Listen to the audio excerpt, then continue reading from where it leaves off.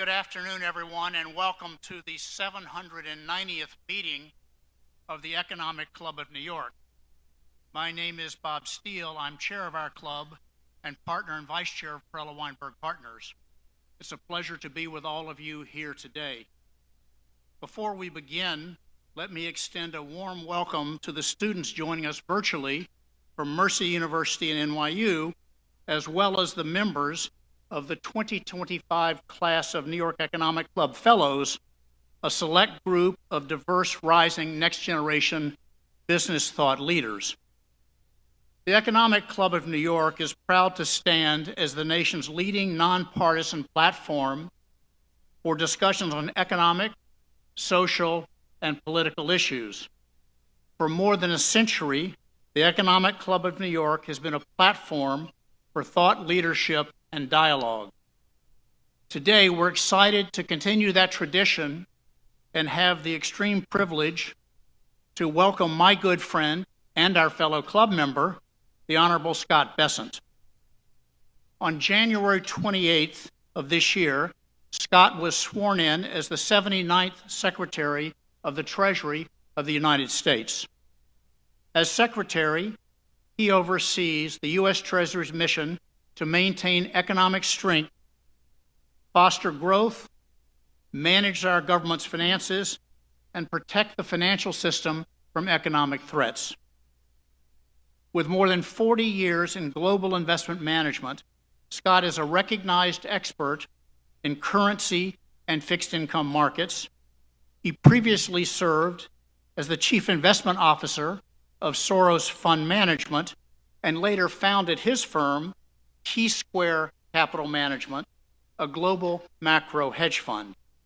He's also taught history at his alma mater, Yale University, and contributed to leading economic journals. A South Carolina native, Scott holds a BA from Yale. He and his family have supported numerous philanthropic efforts, including the McLeod Rehabilitation Center, Harlem Children's Zone, and Rockefeller University. In addition to being a member of our club, he's a member of the Council on Foreign Relations and remains a strong advocate for financial literacy and education. Today's format will begin with prepared remarks from the Secretary, followed by a fireside chat, and we're especially excited and honored to have fellow club member Larry Kudlow as our moderator. Larry is the host of Kudlow on Fox Business Network and formerly director of the National Economic Council. Just a reminder to all of you that this discussion is on the record. We do have a large number of media in the room and online, and we will conclude the program today promptly at 1 o'clock. So now, with no further ado, please join me in welcoming our fellow club member and Secretary of the Treasury to the podium. Scott?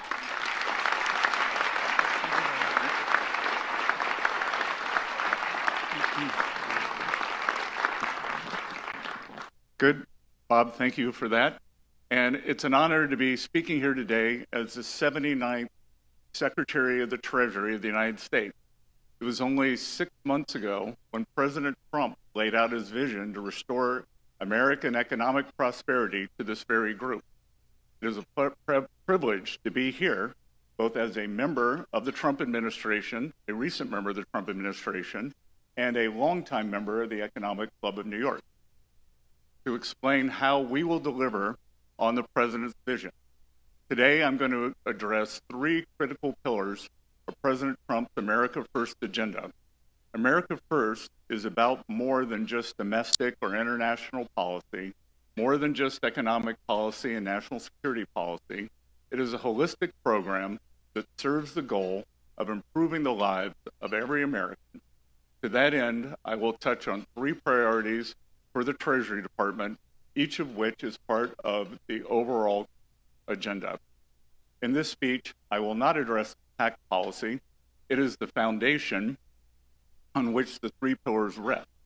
Larry Kudlow and I are going to have a detailed discussion in the Q&A on tax policy, including the President's priorities on permanent, current policy baseline, no tax on tips, no tax on Social Security, no tax on overtime, and deductibility of loans on American-made auto.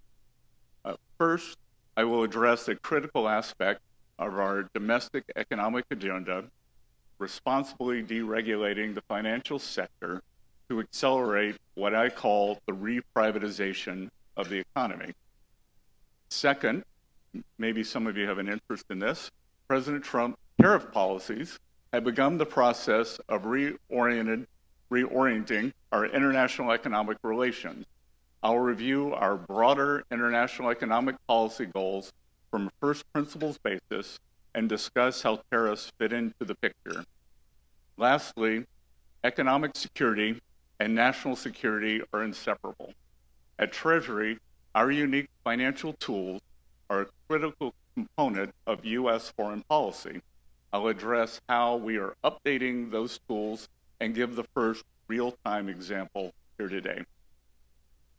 At Treasury, we will lead a comprehensive and assertive effort across the administration to empower our nation's banks to finance the economy's pursuit of job growth, wealth creation, and prosperity for all Americans. I began my career as a financial sector analyst.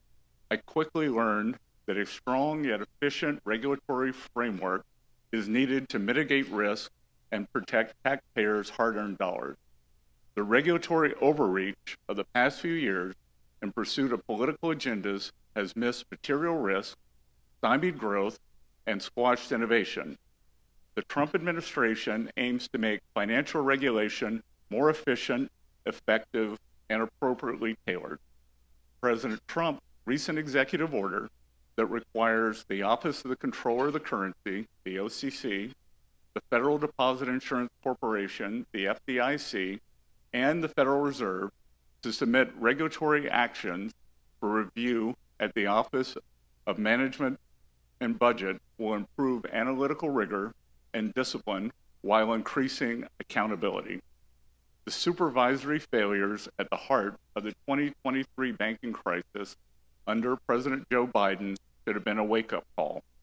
As the Fed's review noted, its supervisors did not fully appreciate Silicon Valley Bank's vulnerabilities as it grew in size and complexity. When risks were identified, they did not take sufficient steps to ensure that SVB fixed those problems quickly. The result was the third largest bank failure in United States history. It was a supervisory failure. Our financial regulatory agenda must start with a fundamental refocusing of supervisors' priorities. Leadership must drive a culture that focuses on material risk-taking rather than box checking. As such, I plan to use the Financial Oversight Council, known as FSOC, and the President's Working Group on Financial Markets to drive change in our regulatory environment. We need our financial regulators singing in unison from the same song sheet. To be clear, this does not mean consolidation of agencies, but coordination via Treasury, such that our regulators work in parallel with each other and industry. I'm excited about the dynamic leadership that the President has put in place across the financial regulatory agencies to drive this process. Our nation's largest banks, many of whom are represented here today, role as financial intermediaries has been weighed down by unduly burdensome regulatory requirements and a broken supervisory culture. Backward-looking policies in response to an undercapitalized system predating the global financial crisis almost 2 decades ago should not drive today's approach. Bank regulation and supervision should reflect the current needs of the economy.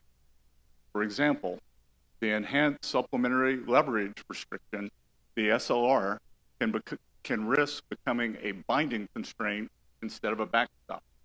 The result is the safest asset in the country, U.S. Treasuries, are not treated as such when leverage restriction is applied.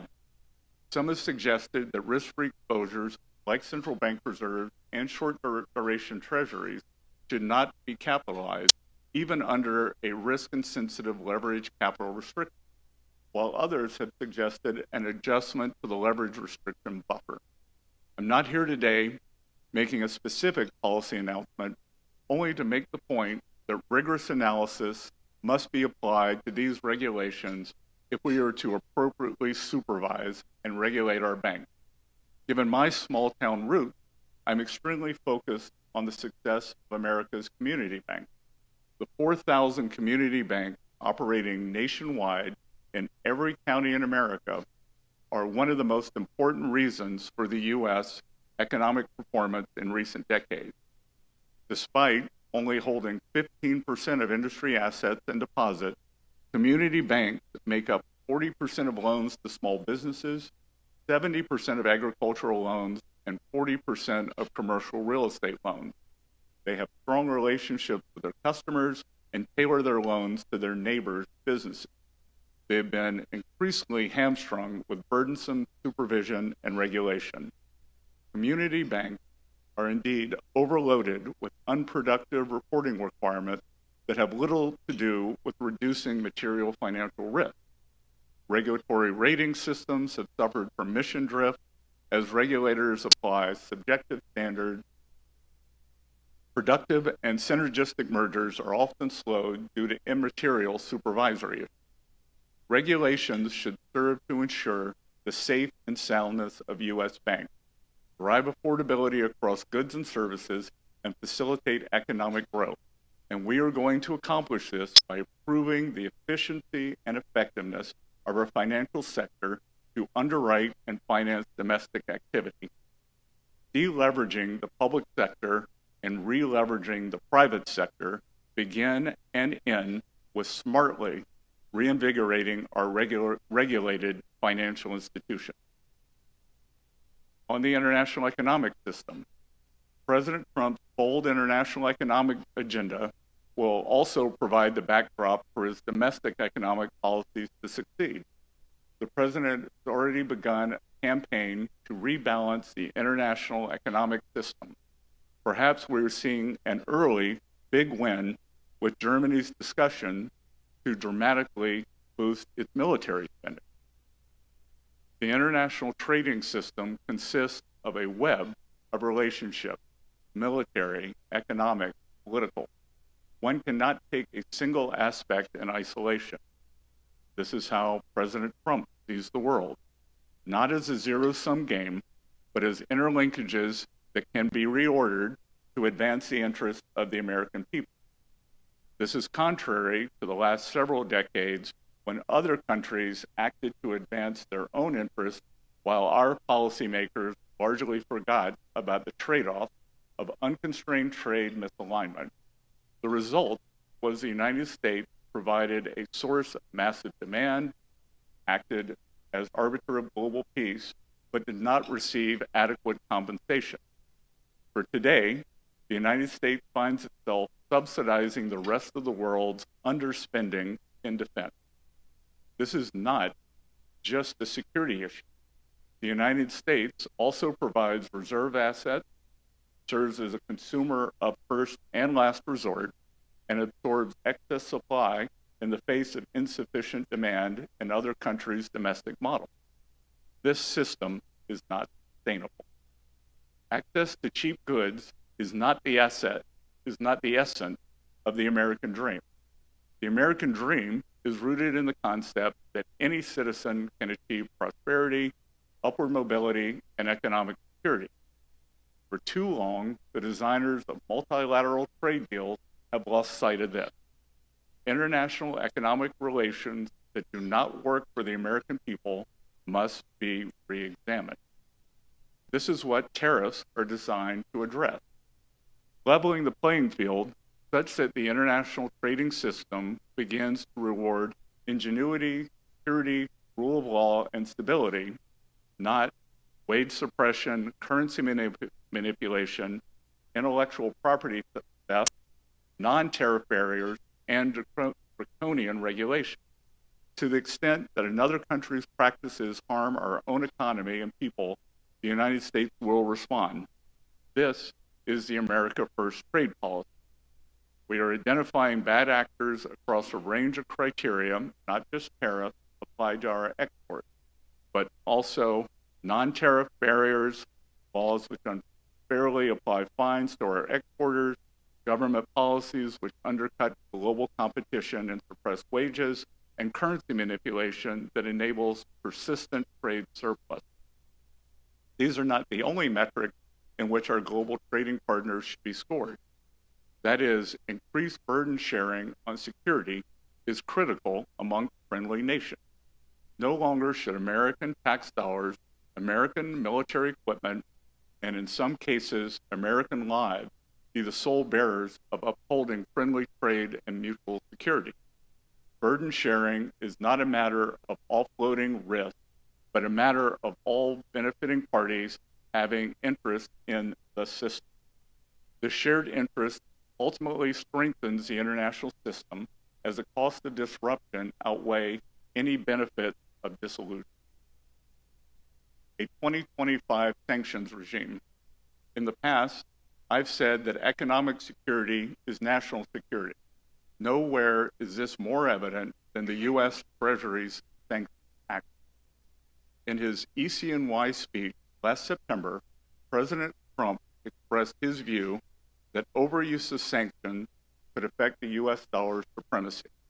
I couldn't agree more and would add that not unlike the overuse of antibiotics, the target becomes immune and mutates. Lackadaisical sanctions simply create new markets, which must then be sanctioned, and so on. A major factor that has enabled the Russian war machine's continued financing was the Biden administration's egregiously weak sanctions on Russian energy, stemming from worries about upward pressure on U.S. energy prices during an election. In a craven political move, National Security Advisor Jake Sullivan raised the Russian sanctions on the way out the door in January. What was the point of substantial U.S. military and financial support over the past 3 years without a commensurate and fulsome sanctions support? This administration has kept the enhanced sanctions in place and will not hesitate to go all in should it provide leverage in peace negotiations. Per President Trump's guidance, sanctions will be used explicitly and aggressively for immediate maximum impact. They will be carefully monitored to ensure that they are achieving specific objectives. Last month, the White House announced its maximum pressure campaign on Iran, designed to collapse its already buckling economy. The Iranian economy is in disarray. 35% official inflation has a currency that has depreciated 60% in the last 12 months, and an ongoing energy crisis. I know a few things about currency devaluations, and if I were an Iranian, I would get all of my money out of the rial now. This precarious state exists before our maximum pressure campaign designed to collapse Iranian oil exports from the current 1.5, 1.6 million barrels per day back to the trickle they were when President Trump left office. Iran has developed a complex shadow network of financial facilitators and black market oil shippers via a ghost fleet to sell oil, petrochemical, and other commodities to finance its export and generate hard currency. As such, we have elevated a sanctions campaign against this export infrastructure, targeting all stages of Iran's oil supply chain. We have coupled this with vigorous government engagement and private sector outreach. We will close off Iran's access to the international financial system by targeting regional parties that facilitate the transfer of its revenue. Treasury is prepared to engage in frank discussions with these countries. We are going to shut down Iran's oil sector and drone manufacturing capability.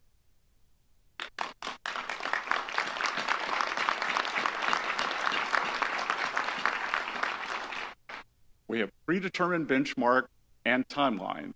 Making Iran broke again will mark the beginning of our updated sanctions policy. Watch this space. If economic security is national security, the regime in Tehran will have neither. In conclusion, the three pillars outlined today are linked by the primary vision of this administration that every decision and policy of the United States government should serve the American people. Thank you all. I look forward to engaging with you in Q&A and my discussion with Larry Kutla.